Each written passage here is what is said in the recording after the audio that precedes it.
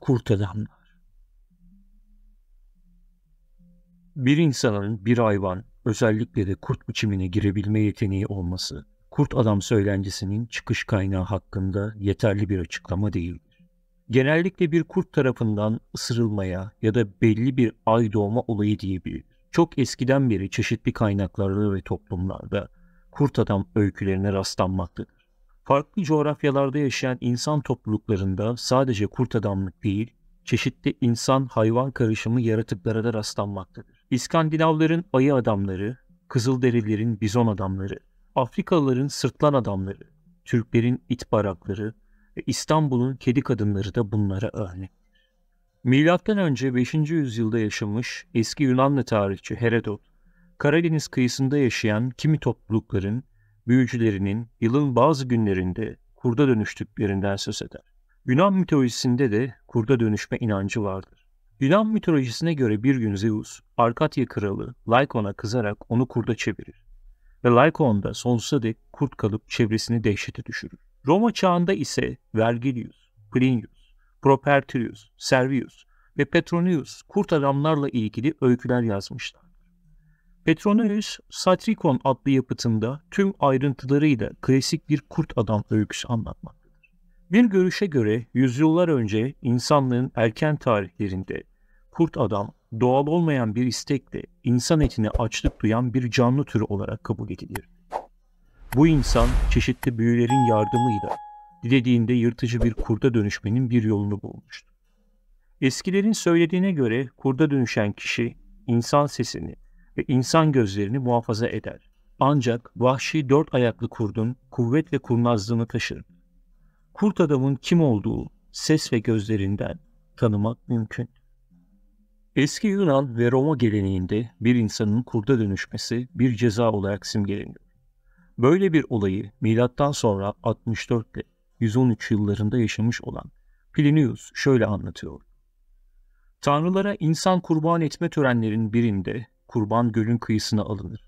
Ancak kurban kaçarak karşı kıyıya yüzer. Karaya çıktığında kurda dönüşür. Bundan sonraki 9 yıl boyunca yanında bir grup insanla kırlarda dolaşır. Eğer bu süre içinde insan etine yaklaşmazsa yeniden insan olacaktır. Nitekim kurtulur. Ama hayatının 9 yılını kurt olarak yaşamıştır. Günah yüzünden ceza olarak kurt adama dönüşen birinin öyküsü, milattan önce 43, milattan sonra 18 tarihleri arasında yaşamış Ovidius anlatır. Metamorfosus adlı uzun şiirinde yaratılıştan Sezar'a dek olan dönemdeki mucizevi değişimlerden söz eder. Milattan önce 4. yüzyıl civarında Eflatun ve milattan sonra 2. yüzyılda Pausanias da hemen hemen aynı türden değişim öykülerini anlatarak aynı noktada buluşuyor. 15. ve 16. yüzyıllarda kurt adama dönüşme inancı tüm Avrupa'da büyücülük ve cadılıkla aynı kefeye konuyor. Özellikle Fransa ve Almanya'da kurt adam olduğundan şüphe edilen biri acımadan yakılır ya da asılırdı. Nitekim kurt adam avı dinsel duygular adına yapılırdı. Büyücü ve kurt adam mahkemeleri bugün bile anlatılmaktadır. Söz gelimi 100 yıldan daha fazla bir süre 1520-1630 yıllarında Fransa'nın yaklaşık 30 bin kurt adam olayıyla sarsıldığı bilinmektedir. Kurt adamlık Türkçe adındaki gibi kurt kısmı doğrudur. Ancak kurt adamlar sadece erkek olmak zorunda değildir. Kadın da olabilirler. Bir inanışa göre 170 yılında ilk defa Orta Asya'da gerçekliği kanıtlanmış bir mektupta kurt adam lanetinden bahsedilir. Doğuştan kurt adam olanların değişiminin Mart ayında olduğu söylenir. Mart ayında olması gerekenden fazla 2 kere dolunay vardır. 3 ila 18 günleri arasında da olay belirtilmiştir. Ama yazı çok net olmadığı için anlaşılamamıştır. Yazıya göre bunun bir lanet değil, güç olarak bildirir. Kurt adamların gözlerinde renk değişikliği, köpek dişlerinde büyüklük ve sivrilik, doğaüstü güçler olarak da tanımlanır. Kurt adamlıkla ilgili herhangi net bir kanıt bulunamamıştır. Buna karşılık gümüşe karşı güçsüz olduğu ve gümüş bir bıçak, kılıç ya da kurşunla öldürülebileceği de söylenmektedir. Orta Çağ'ın karanlık Avrupa'sında kurt adam, büyücü, vampir ya da cadı olduğu ileri sürülerek birçok masum insan yakılarak öldürülmüştür. Aslında bu insanlar cadı, vampir gibi şeytani bir yaratık değillerdir. Olaylar incelendiğinde öldürülen kişilerin akıl hastası ya da fiziksel özürlü kimseler olduğu anlaşılmaktadır. Ama Engizisyon mahkemeleri akıl hastaları ile fizik ya da zihin özürlü kimseleri de Tanrı'nın yarattığını düşünemeyecek ölçüde cehalete gömülmüştür. Asıl şeytan Engizisyon ve çağın yöneticileridir. Engizisyon ve devrin yöneticileri kendi sömürü düzenlerini yaşatmak ve halkı baskı altında tutup daha çok vergi toplamak için cadıdır, büyücüdür bahanesiyle başta kendilerine karşı çıkanlar olmak üzere birçok günahsız kişiyi katletmişlerdir. Kurt adamların özellikleri. Avrupa'da 1520-1630 yılları arasında kayıtlara geçmiş 30 bin kurt adam vakası vardır. İnanışa göre kuduz bir kurt ya da kurt adam tarafından ısırılan bir insan kurt adam olmaktadır. Dolunay altında açıkta uyumak, kurtların içtiği sulardan içmek de tehlikelidir. İsviçreli filozof doktor Paracelsus'a göre kurt adamlar öteki dünyada ruhu huzura kavuşmayan kimseler. Geceleri şiddet duygularını doyurmak isteyen kişilerin de büyüyle kurt adam olabileceğine inanılıyor. İnanışa göre kurt adamlar kıllı postlarını insan biçiminde iken derilerinin altına gizler. Dolunaylı gecelerde kurda dönüşür ve insanların gırtlaklarını ısırarak öldürürler. Başka bir inanca göre de kurt adam tesadüfi olarak ya da kendi isteğiyle kurda dönüşür. Kurt biçimine giren kişi yalnızca gözlerinden ve sesinden tanınabilirdi. Çünkü sadece bu özellikler değişime uğramazdı. Kurt adamı yakalamak için giysileri saklanır. Çünkü o zaman kurt adam insana dönüşemez. Bir kurt adam olağan silahlarla ölmez. Kurt adamı öldürebilmek için gümüş kurşun ya da gümüş kılıç gerekliydi. Yaralanan ya da ölen kurt adam hemen insana dönüşür. İnsan şekline döndüğünde eğer yaralı ise yaraları da iyileşirdi. Kurt adama 3 kez adı ile seslenmek de onu insana çeviren bir özellik. Kayıtlı kurt adam olaylarından örnekler. 12. yüzyılda İngiltere'de bir kadın kurt adam olan kocasının giysilerini saklayarak eve dönmesini engellediğini söyler. Kocasının kaybolmasından kısa süre sonra başkasıyla evlenir. Olay kralın ilgisini çeker ve konu mahkemeye intikal eder. Mahkeme sonucunda kadın ve yeni kocası kurt adam olduğu iddia edilen eski kocayı öldürdüklerini itiraf ederler. 1573'te Fransa Dijon'da Gilles Garnier adında bir kişi kurt adam olduğu için köye zarar vermek ve çocukları parçalamakla suçlanır. Gilles Garnier işkencelere dayanamayarak suçunu itiraf eder ve kaza geçirilerek yakılır. 1589'da görgü tanıklığı yapan kimseler Peter Stubbe'ın bir kurda dönüştüğünü gördüklerini söylerler. Mahkeme kurulu Peter Stubbe'u işkenceyle idam etmek için başka kanıt aramaz. Peter Stubbe tüm Avrupa'da Colin kurt adamı olarak tanınır. 16. yüzyılın sonlarında Fransa'da Bordeaux kentinin yakınlarında birkaç genç kızı vahşi bir yaratık öldürür. Marguerite Poiret adında bir küçük çocuk da bu yaratığın saldırısına uğrar. Ama kaçmaz ve bir şiş ile yaralayarak ele geçirilmesini sağlar. Küçük Marguerite saldırganın kurt gibi baktığını ileri sürer. Zeka özürlü genç Jane Garner sanık olarak mahkemeye çıkartılır. Tanıklar onun özel bir merhemle kurda dönüşebildiğini övünerek anlattığından söz ederler. Jane Garner genç kızları öldürerek yediğini itiraf eder. Mahkeme sonunda zeka özürlü ve 13 yaşındaki Jane Garner'ı halüsinasyon gördüğü ve tedavi edilmesi gerektiğini kanısına varır. Bu mahkeme kurt adamlığa bakış açısını değiştirir. Artık bu tür olaylar gerçek kurt adamlık ve akıl hastalığı biçiminde ikiye ayrılır. 1598'de Fransa'nın Cloyd bölgesinde köylüler bir gencin cesedini parçalayan 3 kurt görürler.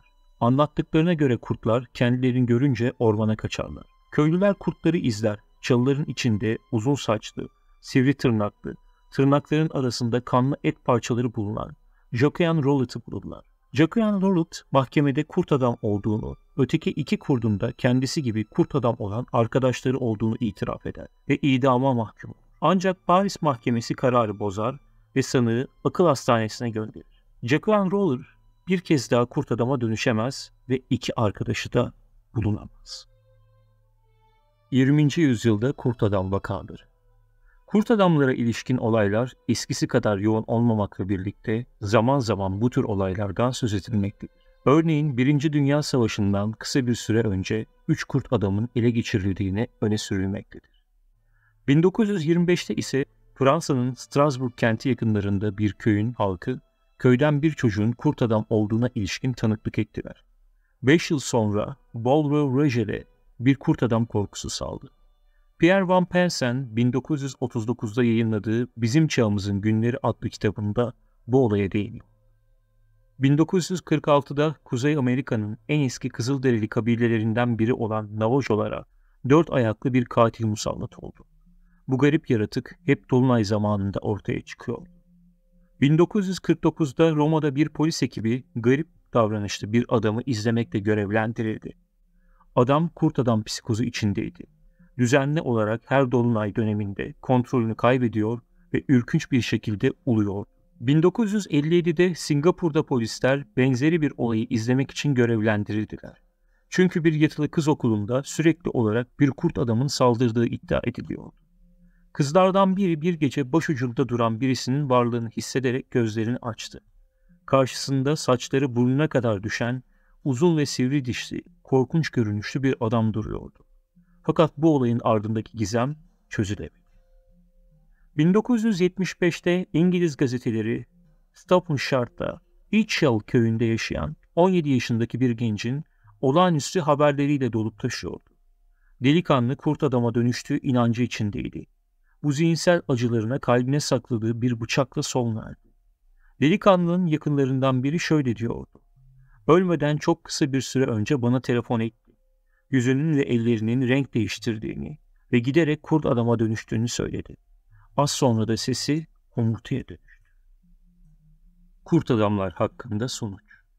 Anlattığım yaşanmış örneklerden de anlaşılabileceği üzere kurt adam olduğu iddia eden kişiler ya da bizzat kendilerinin kurt adam olduğunu söyleyen kişiler ya masum insanlardır ya da zihinsel özürlü kimselerdir. Kurt adamlar hakkında boş inançlar akıl hastası olan ya da olmayan kimselerce gerçekleştirilen vahşi ve hunharca olayların efsaneleştirilmesi sonucu ya da masum insanların Engizisyon tarafından suçlanması sonucu ortaya çıkmış ve dallanıp budaklanmıştır. Günümüzde kurt adamın tıptaki adı likantropidir.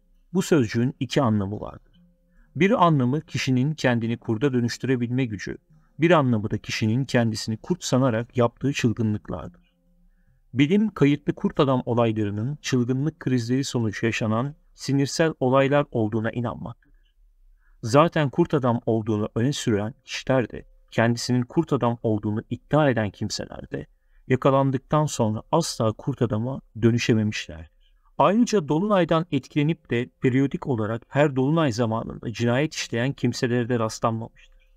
Gerçekten cinayetler işleyip de kurt adam olduğunu söyleyen kişiler ya davranış bozukluğu içinde olan kimselerdir ya da kendilerini davranış bozukluğu içinde gibi gösterip mahkemeyi yanıltmaya çalışan kimselerdir.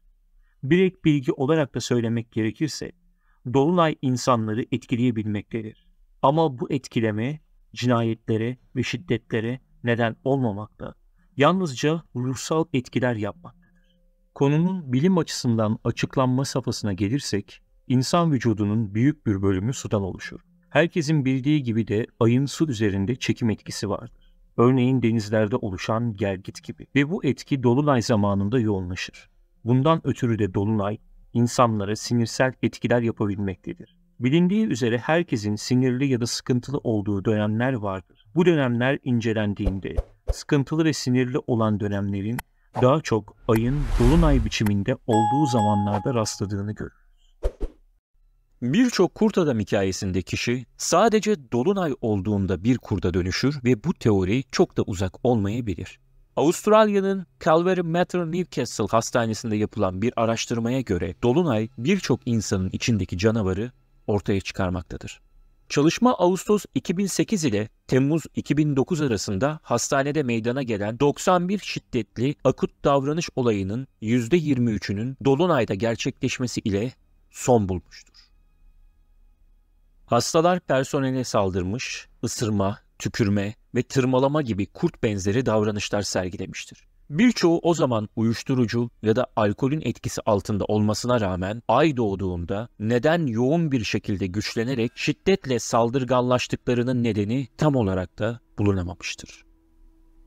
Geçmişten günümüze dek gelmiş pek çok tarihi kitap ve el yazması bize bu efsanenin ete ve kana bürünmüş olaylarını anlatır. Kimi durum şaibeli, kimi durum efsane, kimi durumsa farklı bir olay gibi görünürken, yüzlerce şahidin gözleri önünde belirip kayıtlara geçmiş yüzlerce olay söz konusudur. Şimdi geçmişten günümüze kadar yapılmış bu saldırılardan bazılarına göz atalım.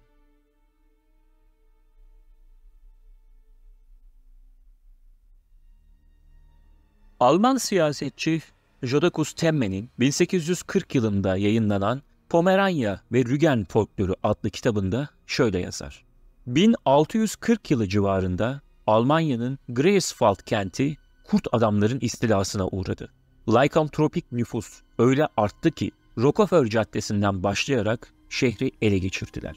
Karanlık çöktükten sonra dışarıya çıkan kim olursa olsun kurt adamlar tarafından saldırıya uğrama ve öldürülme tehlikesiyle karşı karşıyaydı. Sonunda bir grup cesur öğrenci yeterince korku içinde yaşadıklarına karar verdiler ve bir araya gelerek canavarlara saldırdılar.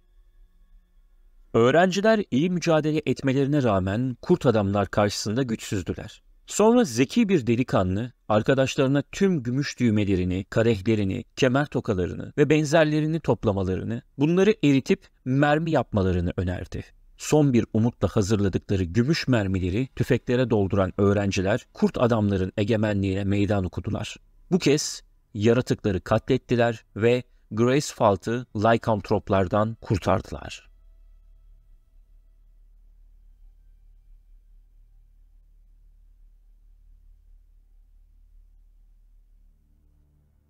Les Loups de Paris, yani Paris'in Kurtları isimli bu olay, 1450 kışında Paris'i terörize ettiği iddia edilen insan yiyen bir kurt sürüsüydü.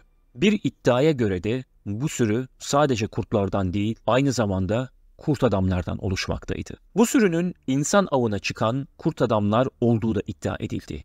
Normalde elbette 15. yüzyıl Fransa'sında kurtlar avlanmak için ormanda kaldılar ve insanlar için bir tehdit oluşturmadılar. Ve bazen zor zamanlar geçirdiklerinde bir ya da iki koyunu avlamak için çiftliklere de gittiler. Ancak bu özel kış özellikle sertti ve av azdı. Bu yüzden umutsuz ve açlıktan kurtların Paris'i yeni avlanma alanları haline getirmekten başka seçenekleri yoktu. Tüm bunların hikayesi oldukça korkutucu ve heyecan verici. Ve bulduğum birkaç makale, kitap, web sitesi bu hikayenin temel ayrıntılarıyla tutarlı. Aç sürü, şehri insan çeşitliliğinin işgalcilerinden korumak için Kral Philip Augustin tarafından 13. yüzyılın başında dikilmiş olan şehrin kötü korunmuş dış duvarlarındaki ihlallerle Paris'e girebildi. Duvarlar daha huzurlu zamanlarda bir bakıma muhtaç haline gelmişlerdi ve böylece kurtlar buradan geçmeyi başardılar. Ve 1450'deki bu uzun kış boyunca kurtlar 40 Parisliyi vahşice parçalayarak öldürmeyi başardı ve şehri paniğe soktular. Kurt sorunu şehir genelinde dedikoduya hükmetti ve Parisliler bu vahşi saldırıyı yapanların kurt adamlar olduklarını iddia etti ve sürü liderine bir takma at bile verdiler. Fransızca kısa olarak tercüme edilen Cartot. Hikaye ilerledikçe sonunda kuşatılmış Paris'in vatandaşları öfkelenerek Cartot'tan ve tüm kana susamış sürüden son kez ve herkes için kurtulmak için bir plan hazırladılar. Bir grup cesur Parisli kurtları şehir merkezindeki izole Ile de la City'ye çekti ve kalabalık Notre Dame'ın önündeki halka açık meydanda tüm sürüyü taşladı, oklarla vurdu ve mızrakladı. Yazılanlara göre bazı mızrak uçları ve ok uçları gümüştendi. Daniel P. Mannix tarafından Paris'in Kurtları olarak adlandırılan Paris'in Kurtları'nın hikayesini kapsayan tarihi bir kurgu roman da bulunmaktadır.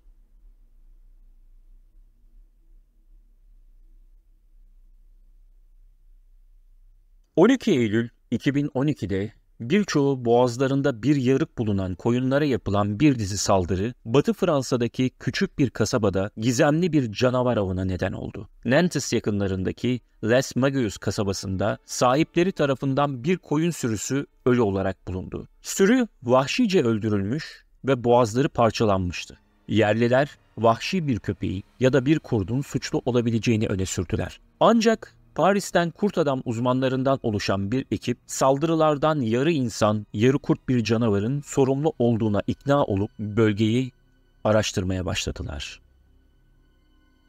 Adrien Collignon ve Martin Crepon yaz başında 86 koyun sürüsünün daha ölü bulunmasından sonra bölgeye ilk kez ilgi duymaya başladı. Soruşturmalarının bir kısmı yerel okulda broşürler dağıttılar ve bölgedeki koyun yetiştiricileriyle konuştular. Aynı zamanda da bir Facebook sayfası kurdular. Amaçları 7200 kişilik Facebook sayfasına göre bu biyolojik olarak olağanüstü canavarları yakalamak ve onları incelemek için onları canlı olarak hapsetmekti.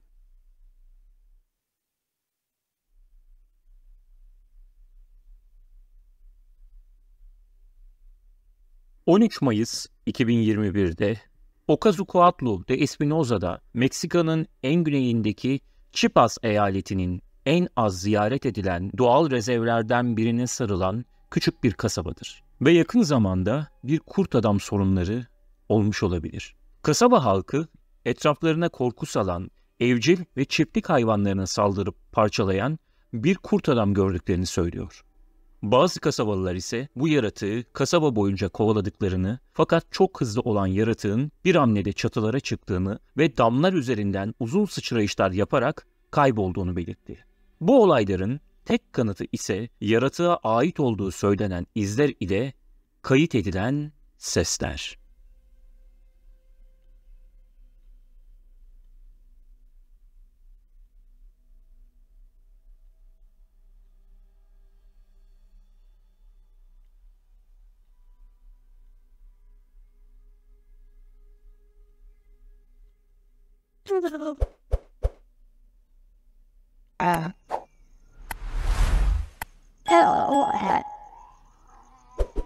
No sé si alguien más está escuchando eso, pero la neta sí ya me cagué de miedo.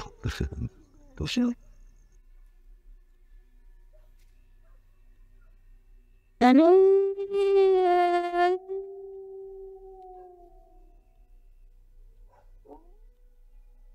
Akşamın erken saatlerinde yamaçlara dikilen kiralık evler sislerle kaplıdır. Ve akşamları yanan meralardan gelen duman şehrin hareketli merkez meydanını sise boğar ve bitişik katedralin üzerinde gezinir. Yakın zamana kadar yakındaki eyaletlerin başkenti Cusatla, Kuertes'in Ozazucatla'yı ziyaret etmesinin tek nedeni yerli Zakue halkının renkli şenliklerine tanık olmaktı. Şimdi ise kasaba çok ünlü bir varlıkla ünlü.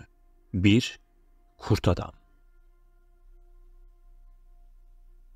Bundan tam bir yıl önce salgın Ocozucoatl'ı vurduğunda yeni tehdit haberleri sosyal medyada dolaşmaya başladı. Kasaba yerlileri sopalarla ve bıçaklarla sokaklarda devriye gezmeye başlamış ve komşuları ile garip bir şey görmüş ya da duymuş mu diye görüşmelere başladılar. Tecnológica de Monterrey Üniversitesi'nden Chiapas kampüsündeki profesör olan Saul Zentana hikayeyi aldı ve ülke çapına götürülebilecek bir tweet gönderdi. Discovery Channel konuyu araştırmak için bölgeye gider. Saul ile şehir pazarında tanışır ve dar sokaklardaki yüzlerce çekçekten birine binerler. Araştırmacı bundan sonrasını kendi sözleriyle şöyle anlatır. Saul, sen şu an Sabinez'e götürüyorum. Her şey burada oldu. Şehre bakan dik tepelere tırmanıyoruz ve küçük renkli evlerle dolu rüzgarlı bir platoda araçtan iniyoruz. Kimse bizimle konuşmuyor. Yaklaştıkça kapılar kapanıyor. Yerel bir tamirci bize kurt adam hakkında bilgi sahibi olduğunu söylüyor. Ancak röportaj yapmak istemiyor. Ve Saul'un teması telefonda kurt adam gördüğünü ve röportaj yapmaya istekli olduğunu söyleyen bir kadın da ortadan kayboluyor.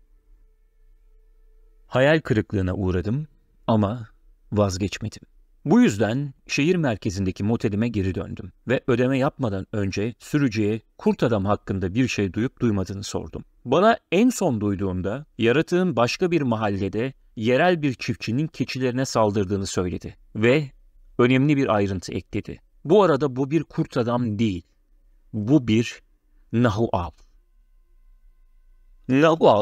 Nagual veya Naval olarak adlandırılan Nahual, Mezoamerika'nın inançları içinde hayvan formunu alma yeteneğine sahip bir tür cadı veya doğaüstü bir varlıktır. Bu terim hem alter egonuzun zamanlarını ya da bir hayvan koruyucusunu yapan hayvanın kendisi olarak bu yeteneğe sahip olan kişiyi ifade eder. Borgia efsanelerinde anlatan Nagual, metamorfik yaratıklar fiziksel formunuzu başka herhangi bir hayvan formuna veya insan formuna dönüştürebilir. Bu kavram farklı anlamlar ve bağlamlarla farklı ama dillerde ifade edilir. En yaygın olarak yerli halk grupları arasında nahualizmo, yani bazı bireylerin kendilerini hayvanlara, doğa unsurlarına veya büyücülük eylemlerine dönüştürme pratiği, yeteneği olarak adlandırılır. Mayalarda kavram tam olarak bir ruh olarak anlaşılan kuhuel kelimesi altında ifade edilir. Bazı geleneklere göre her insanın aynı zamanda bir de hayvan ruhu vardır. Bu ruhlar genellikle sadece bir rüyada tasvir edilen bir görüntü olarak veya kişiyi korumaya alan hayvana belirli bir yakınlık ile kendini göstermektedir. Araştırmacı daha sonra Nahual nedir diye profesöre sorduğunda bunun bir tür büyücü olduğunu açıklıyor. Ancak konuyla ilgili doğru bir şekilde açıklayabilecek bir Sakue Elder bulmamızın daha iyi olduğunu söylüyor. Ertesi sabah beni bir tanesine götürmeyi vaat ediyor ve popüler haber kuruluşu Chipas Paraeolo'dan bir gazeteci olan Samuel Verueltes ile tanışmak için şehrin eteklerine gidiyorum. Samuel uzun boylu ve düşünceli bir araştırmacı gazeteci ve duruma kendi bakış açısıyla bakmakta. Bu açık bir hükümet ihmali vakasıdır diyor.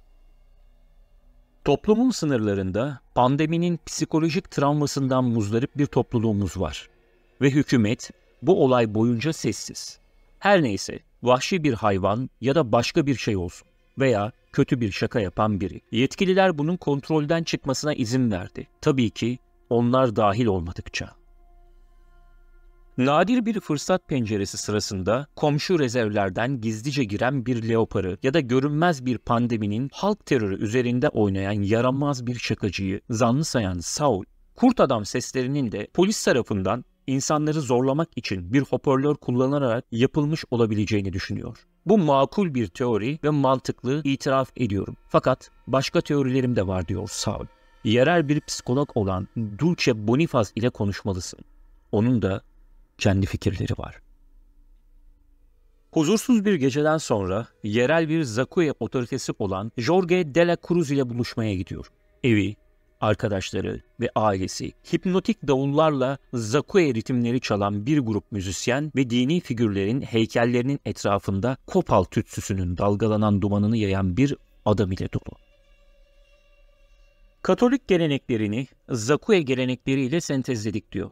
Bana sıcak çikolata içerken ve tatlı tames yerken Meryem Ana'ya ve Mesih'e inanıyoruz. Ama aynı zamanda mitolojilerimize de değer veriyoruz. Nahual kara bir büyücüdür ve bir çeşit hastalığı olan topluluğa musallat olmak için bir hayvana dönüşen kişidir. Bizim için bu şu anda içtiğimiz çikolata kadar gerçek. Yani bu hayali bir olay değil. Bu çok gerçek bir şey diyor Dulce Bonifaz. Konuşmacıdaki psikologla şehre geri döndüğümde bu açık bir kitle histerisi vakası diye ekliyor. Dulce'ye göre mükemmel bir fırtına oluşturmak için birkaç faktör bir araya geldi. Nahual'in merkezi bir figür olduğu derin bir geleneğe sahip bir topluluk, pandeminin başlamasıyla ortaya çıkan travma, rutinlerdeki ani değişim ve insanların evde kilitli kalarak duydukları korkutucu uluma sesleri bir rol oynadı. Dulce, sosyal medyanın da insanların korkularını arttırmaya yardımcı olduğunu ve yetkililerin durum boyunca olayın iltihaplanmasına izin verdiği gerçeğini de ekliyor. Ertesi sabah Okazucatlu'dan ayrılırken sis o kadar yoğun ki Juan Sabines mahallesindeki renkli evleri göremiyorsunuz bile. Kurt adamı düşünüyorum ve kitlesel histeri vakası olup olmadığını merak ediyorum. Yerel halkın telefonlarına kaydettiği ve sosyal medyada paylaştığı bu korkunç ulumalar neydi? Eğer yaratık gerçek değilse o zaman neden yerliler konuşmak istemiyorlardı? Bir zamanlar uykulu olan bu kasabada pandeminin başlangıcında gerçekten ne olduysa yabancılar için sonsuza dek bir gizem olarak kalabilir. Ancak kesin olan bir şey var. Bu yaşayan insanlar için bir gizem değil.